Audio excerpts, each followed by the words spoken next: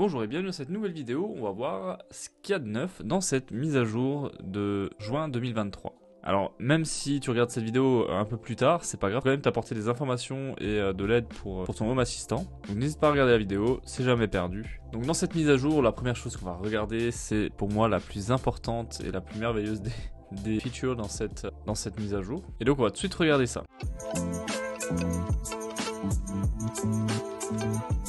Pour commencer, il va falloir aller dans Paramètres, Système et Stockage. Ici, on a un nouveau truc, c'est stockage réseau, donc c'est magnifique. On va faire ajouter un stockage réseau. Et là, il suffit de le nommer tout simplement. Donc on va mettre le Sino. On va mettre un média, donc en fait on peut l'utiliser comme serveur de sauvegarde, donc c'est à dire que les backups ils vont aller directement sur notre serveur de sauvegarde, on n'aura pas besoin de faire quelque chose d'intermédiaire. Ou alors vous avez média, donc c'est pour mettre tout ce qui est photo. Si vous avez vu une de mes dernières vidéos sur le wall panel, dans ce cas vous pourrez utiliser votre NAS média. Donc en plus dans cette vidéo je disais c'est dommage qu'on puisse pas avoir de stockage réseau, là du coup ils ont fait assez rapidement la mise à jour. Du coup là on peut l'utiliser comme média ou alors on peut l'utiliser comme un partage, ça je sais pas trop ce que c'est exactement, mais en tout cas on va déjà commencer par faire un serveur de sauvegarde. Ok, donc on va mettre notre adresse IP du serveur. En protocole on peut utiliser soit du Samba soit du NFS, je vais utiliser du Samba même si on peut utiliser NFS aussi avec mon Sino. Dans partage à distance vous allez juste mettre backup, puis après en nom d'utilisateur vous mettez donc votre nom d'utilisateur pour accéder au NAS et le mot de passe qui correspond. Et vous cliquez sur vous connecter. Une fois qu'il est connecté, vous voyez qu'il apparaît ici, et donc c'est un serveur de stockage. Et on va pouvoir ajouter un autre qu'on va utiliser pour du média. Donc là on va mettre également Sino média, on va le nommer un peu autrement. Le serveur, donc on fait toujours pareil, c'est le même serveur au final. On passe en Samba. Le partage à distance, on va utiliser le dossier Poudlard qui est mon dossier plus ou moins principal sur mon NAS. Et on recommence avec nom d'utilisateur, mot de passe. Et on fait connecter encore une fois. Voilà, c'est assez simple pour ajouter un NAS à notre Home Assistant. Et du coup, ça fait évoluer notre stockage. On va pouvoir stocker un peu plus de choses. Voilà, ensuite, la deuxième chose dans cette mise à jour qui est assez sympa. Donc on va quand même faire le tour de toute la mise à jour. Mais je vais vous montrer en même temps comment faire les choses en même temps. Et donc, deuxième chose dans les mises à jour, c'est au niveau des intégrations. Donc là, ici, vous voyez que c'est un petit peu plus condensé qu'avant. Donc ça fait un peu moins... c'est un peu plus organisé en fait. Donc ici, par exemple, quand on avait une liste qu'on devait scroller, ou par exemple sur Tuya, vous avez ici du coup écrit 3 appareils. Vous avez juste à cliquer dessus et ça vous affiche les appareils. Ce qui est aussi nouveau, c'est que quand vous cliquez sur cette petite roue là, alors déjà vous avez une info comme quoi ça dépend du cloud. Et en plus ici donc on a un raccourci pour afficher soit les appareils, soit les entités. D'accord. Aussi ce qu'on peut afficher c'est les services. Donc là on a tous les services d'une intégration. Et donc vous retrouvez également les logos ici. Donc ici ça veut dire que ça dépend du cloud. Et ce logo là ça veut dire que ça dépend de HACS. Enfin en tout cas c'est un dépôt extérieur. Et ici on a l'information comme quoi c'est les deux, que c'est du cloud. Et en plus ça dépend d'une intégration externe. Aussi, si on prend l'exemple de SP Home, on va cliquer dessus et ici on va pouvoir ajouter un appareil et on ajoute notre appareil à partir d'ici. Donc il y a eu pas mal de changements, de refonte au niveau de la page d'intégration et je trouve ça quand même beaucoup plus sympa comme ça, c'est plus organisé et vraiment on fait un clic et on retrouve tous les appareils d'un coup. C'est beaucoup plus intuitif, beaucoup plus pratique je trouve. Et donc voilà pour ça. Ensuite nous avons également une petite mise à jour qu'on va voir tout de suite. Donc là je prends mon tableau de bord qui est un peu fouillis. Et on va prendre une entité lumière. L'entité lumière, on va prendre ici par exemple une petite lumière infra-serveur qu'on va enregistrer. Et donc là on fait terminer. Et donc du coup on a toujours les mêmes commandes, allumer, éteindre avec la luminosité. Par contre si vous cliquez dessus, vous restez longtemps dessus, ça va vous ouvrir donc l'aperçu. Et donc là on va pouvoir allumer, régler l'intensité. Et ici vous avez des raccourcis de couleur. Voilà.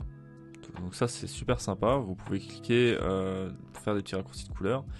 Vous pouvez toujours sélectionner la couleur que vous souhaitez, ça vous pouvez toujours le faire. Et si vous cliquez dessus, vous restez cliqué dessus, vous relâchez, et là on va pouvoir modifier les couleurs. Ok, donc on va pouvoir en supprimer. D'accord. Et on va pouvoir en ajouter ensuite. Et donc si on veut mettre du bleu comme ça. Donc en même temps là ça change la couleur, hein, juste pour info. On l'enregistre, on valide. Et voilà, maintenant on a une nouvelle couleur. Donc ça c'est aussi assez sympa. On peut faire des couleurs un peu d'avance. Je trouve que c'est ce qui me manquait quand même à Home Assistant. C'est vraiment de faire des couleurs en avance. Qu'on ait juste à choisir rapidement.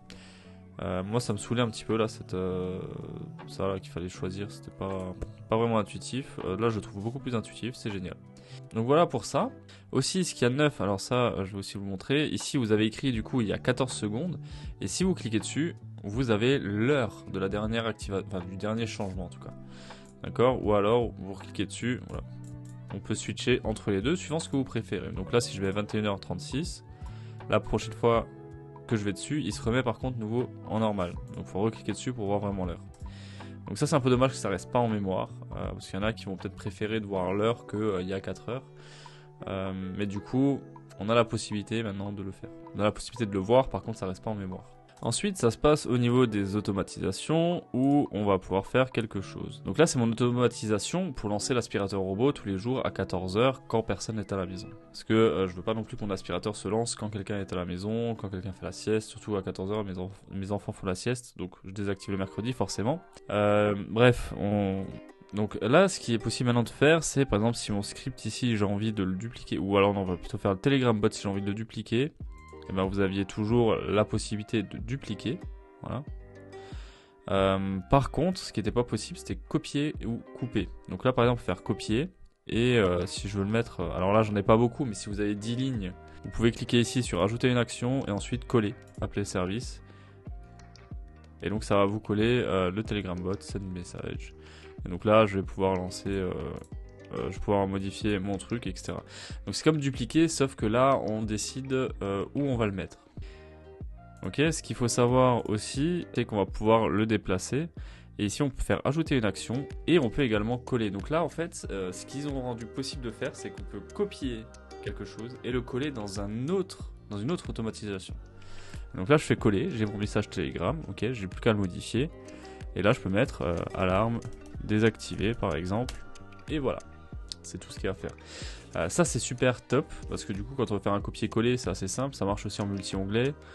Donc c'est une fonctionnalité vraiment très bien.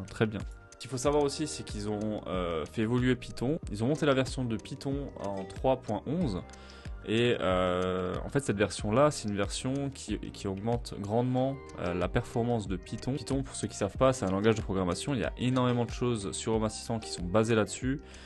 D'ailleurs c'est ce qui me déçoit un petit peu parce que moi je sais développer en PHP mais en Python j'y connais pas grand chose. Donc ils font évoluer la version de Python qui améliore les performances et également un petit peu de sécurité également. Donc il y a aussi une évolution au niveau de Matter. Matter est passé en 1.1. Je vais pas en parler plus que ça parce que pour l'instant je suis pas assez calé sur le sujet, j'ai pas encore expérimenté. J'ai pas encore d'appareil Matter, compatible Matter, donc je ne peux pas essayer non plus. En tout cas, si les promesses seront tenues, Matter, ce sera quelque chose de très intéressant dans le futur, mais pour l'instant, je trouve que c'est pas assez développé, que ce soit au niveau de Assistant ou au niveau des fabricants qui ne rendent pas tout compatible Matter non plus. Donc c'est quelque chose encore d'assez flou pour l'instant, je vais m'abstenir d'en parler.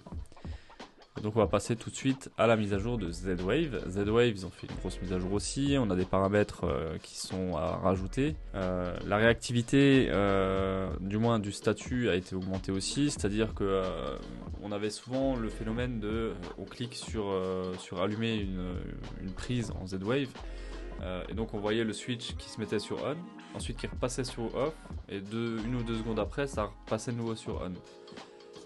Donc vous voyez ce phénomène là de retour d'infos qui était pas très bien, donc ça ils l'ont un peu amélioré. Normalement on devrait plus avoir ce phénomène là, à part vraiment sur des trucs, des appareils vraiment qui prennent énormément de temps à répondre.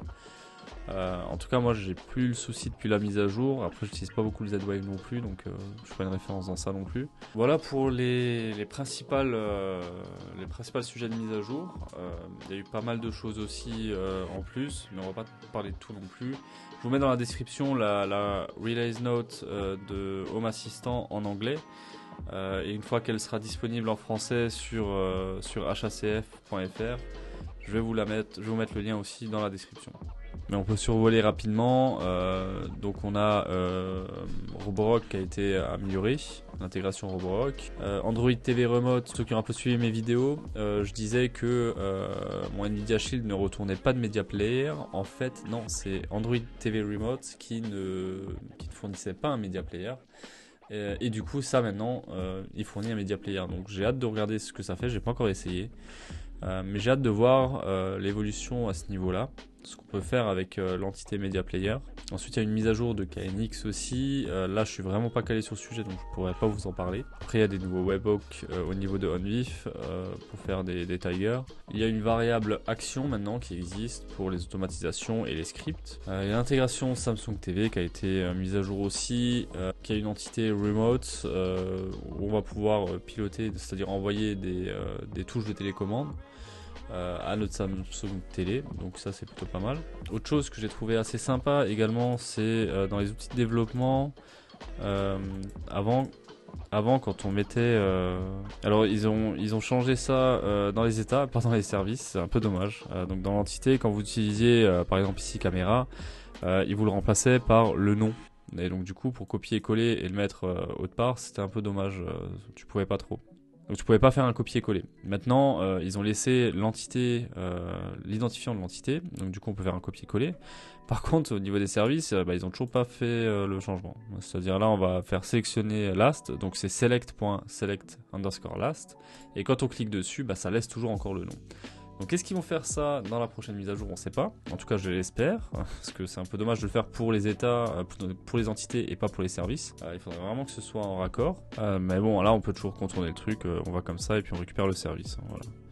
Pour ceux qui ont des panneaux solaires, on a AccuWeather qui a été mis à jour et qui donne un capteur, donc deux nouveaux capteurs pour les conditions météo et également l'irradiance, je ne sais pas si ça se dit, l'irradiance solaire, en tout cas la valeur du soleil, quoi, en fait. Je sais pas trop comment expliquer ça, hein, je suis pas dans la météo. Et donc AccuWeather a été mise à jour pour ça, donc ceux qui ont des panneaux solaires, je pense que ça peut être intéressant pour eux, pour leur consommation, pour suivre un peu leur production solaire. L'intégration QNAP aussi, on peut faire une mise à jour à partir de Home Assistant, on peut le mettre à jour. Donc ça, perso, faites attention avec ça quand même. Et ensuite, on a l'intégration BMW Connect Drive, où on a maintenant la possibilité d'allumer la clim à distance. Ça tombe quand même à pic, hein, il fait 30 degrés là dehors. Donc ça, c'est top. Donc ça, je pense que les conducteurs de BM qui ont une BM connectée, c'est quand même quelque chose de très appréciable. Ensuite, je vais vous afficher les nouvelles intégrations. Donc on a de nouvelles intégrations, AirZone Cloud. Donc ça, c'est pour la marque Aido, EasyZone ou Flexa. Donc c'est des clims. On a Daytime et Deadtime, donc ça, c'est les nouvelles entités. Ensuite, on a Electra Smart pour contrôler encore une fois une climatisation Electra. Il y a beaucoup de climatisation ce mois-ci, hein, bizarrement. Ensuite, on a Google Générative Intelligence Artificielle Conversation. Donc ça, c'est un agent de conversation pour Home Assistant qui est propulsé par Google Générative AI. Après, on a JVC Protector où vous pouvez contrôler du coup les JVC Protector. Ensuite, on a YouTube. Alors ça, c'est obligatoire, les gars. Vous ajoutez YouTube et puis vous mettez ma chaîne pour savoir quand il y a une nouvelle vidéo qui est sortie. Ça coule de source. Hein. Et ils disent aussi que il y a des intégrations virtuelles. Je sais pas ce que c'est. J'étais un peu bon. De toute façon, je pense faire une vidéo sur l'assistant vocal. J'avais déjà fait un live. Si jamais ça vous intéresse, vous pouvez regarder. Mais il y a rien de. Il n'y avait pas trop de résultats corrects. Hein. J'avais fait le test en live, la découverte en live. Là, par contre, je vais me pencher un peu plus sur le sujet là. Mais je pense que ça plus après l'été. Je vais attendre là qu'ils avancent un peu dessus. Ensuite, je vais un peu me pencher dessus, voir comment ça fonctionne, etc. Et bien sûr, je vous ferai une vidéo vraiment complète sur ce sujet-là. Ensuite, il y a des nouvelles intégrations, bon, ça je vous laisse regarder. Et ici vous avez à peu près tout le détail de ce qui a été ajouté. Et donc voilà pour cette mise à jour, on a tracé les grandes lignes. Et je pense que je vais faire une vidéo comme ça tous les mois, dès qu'ils font une release. Je vais essayer de vous la faire assez rapidement après la version anglaise. Si j'y arrive, je la fais dans la foulée. Mais avec le montage, etc., ça va être assez compliqué. Ou alors, je vais essayer de vous faire un live en plus 24. Et puis je vais essayer de vous faire vraiment un récap du live, voire une traduction du live sous 24 heures avec un autre live en français. Du coup, on va pouvoir voir les mises à jour. J'espère que cette vidéo vous a plu. Si elle vous a plu et que vous en voulez d'autres, vous voulez suivre un peu les mises à jour de Home Assistant, savoir ce qu'il y a dans les mises à jour, n'hésitez pas à me le mettre dans les commentaires. Si j'ai 0 commentaire, clairement, je ne ferai plus de vidéos de mise à jour. Voilà, comme ça vous le savez. Donc si vous voulez si vous voulez que je vous fasse une vidéo, une traduction des mises à jour de Home Assistant, mettez-moi un commentaire et comme ça je le saurai. N'oublie pas le petit pouce bleu, bien évidemment, et bien sûr, fais pas le timide, abonne-toi à la chaîne. Je vous dis à la semaine prochaine.